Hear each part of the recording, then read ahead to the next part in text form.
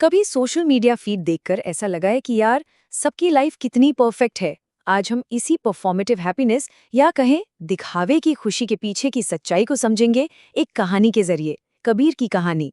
सोचिए, रात के 3 बज रहे हैं। कबीर का कमरा एकदम शांत, अंधेरे में डूबा हुआ। बस एक रोशनी है, उसके फोन की, जो उसके चेहरे पे पड़ रही है। और उसकी उंगलियां बस चलती जा रही हैं, स्क्रॉल स्क्रॉल स्क्रॉल, एक कभी ना खत्म होने वाली खाली स्क्रॉलिंग।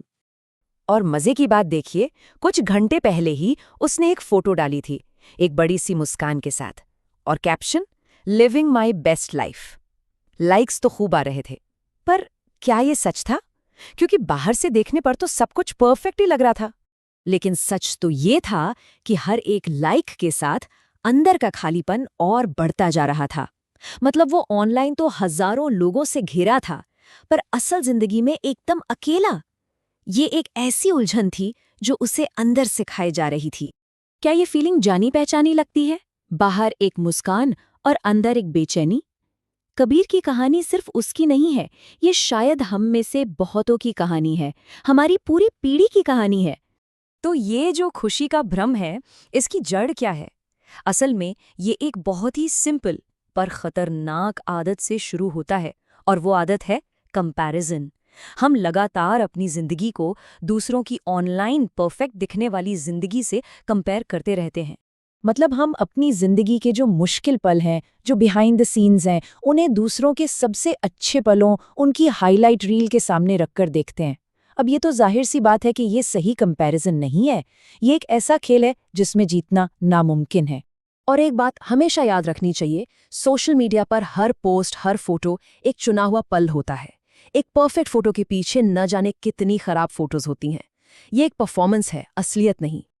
लेकिन सवाल ये है कि ये प्रेशर आता कहाँ से है? हम क्यों ऐसा महसूस करते हैं कि हमें भी ये सब दिखाना है, परफॉर्म करना है? इसका जवाब हमारी साइकोलॉजी में ही छिपा है। देखिए, जब भी कोई लाइक या कमेंट आता है, तो हमारे दिमाग में डोपामाइन नाम का एक केमिकल रिलीज होता है। ये एक तरह का रिवॉर्ड है, और सोशल मीडिया प्लेटफॉर्म्स इसी का फायदा उठाते हैं। बिल्कुल एक स्लॉट मशीन की तरह हम बस स्क्रॉल करते रहते हैं, एक और हिट की उम्मीद में, और बस इसी तरह इसकी लत लग जाती है। और ये सिर्फ 1-2 लोगों की बात नहीं है। प्यू रिसर्च सेंटर की एक स्टडी के मुताबिक 72% लोग ऑनलाइन एक परफेक्ट इमेज बनाए रखने का प्रेशर महसूस करते हैं। 72%! ये कोई छोटा नंबर नहीं है। ये एक तरह की सोशल महामारी बन चुकी है। और कबीर के लिए ये पूरा साइकिल एक अनदेखी जेल जैसा बन गया था। उंगलियां तो स्क्रॉल कर रही थी, लेकिन उसका दिमाग, वो तो कंपैरिजन और खुद को कम समझने की दीवारों में फंसा हुआ था। और इस जेल को बनाने वाले कौन हैं? वो टेक्नोलॉजी कंपनियों। उनके जो एल्गोरिदम होते हैं ना, वो डिज़ाइन ही ऐसे किए गए हैं कि हम उससे चिपके रहें, लगे रहें। असल में ये एल्गोरिदम हमारी साइकोलॉजी को हमसे भी बेहतर समझते हैं। वो हमारी कमजोरियों को टारगेट करते हैं और हमें वही कंटेंट दिखाते हैं जो हमें और ज्यादा चाहने पर मजबूर कर दे। उनका मकसद सिर्फ एक है, हमारा अटेंशन, और इसकी कीमत हम चुकाते हैं अपने मेंटल हेल्थ से। और फिर एक दिन कबीर की फीड पर एक ऐसी प्रोफाइल आई जो यकीन ही ना हो, इतनी परफेक्ट थी। हर फोटो, हर पोस्ट, सब कुछ एकदम परफेक्ट। और उस प्रोफाइल को देखकर तो कबीर को अपनी जिंदगी और भी ज्यादा फीकी और बेकार लगने लगी। उस इन्फ्लुएंसर की एनर्जी कभी खत्म नहीं होती थी। वो हमेशा परफेक्ट दिखती थी, उसका कभी कोई बुरा दिन ही नहीं होता था। पर ऐसा कैसे हो सकता है? क्योंकि वो असल में थी ही नहीं।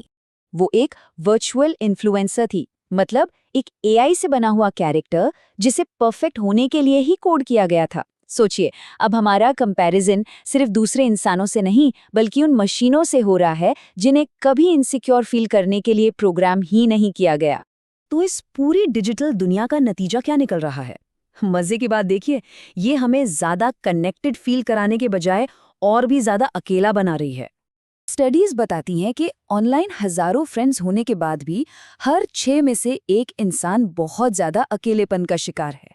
हम जुड़े तो हैं, पर कनेक्टेड नहीं हैं, और कबीर इस अकेलेपन को बहुत करीब से महसूस कर रहा था। लेकिन उस रात जब वो बस स्क्रॉल किए जा रहा था, कुछ बदला। कबीर को एहसास हुआ कि बस अब बहुत हुआ, इस साइकिल को तोड़ना ही होगा। और उसने तोड़ा। चलिए देखते हैं कैसे।